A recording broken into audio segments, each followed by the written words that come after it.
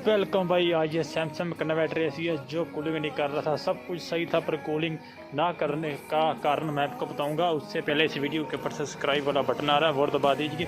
भाई ये एसी बहुत गंदा हो चुका था इसलिए ये कूलिंग नहीं कर रहा था। नॉर्मली क्या करते हैं आप लोग, सर्विस तब तक नहीं कराते जब तक आपका एसी हवा बंद ना कर दे। भाई ऐसा नहीं, जब आपका एसी 500 या 600 घंटा चल जाता है इन्वर्टर एसी तब आपको सर्विस कराना जरूरी है। ज़्यादा आपको जानकारी चाहिए तो मेरे डिस्क्रिप्शन में मेरा नंबर है, आप मुझे फ़ोन कर सकती हैं और चैनल को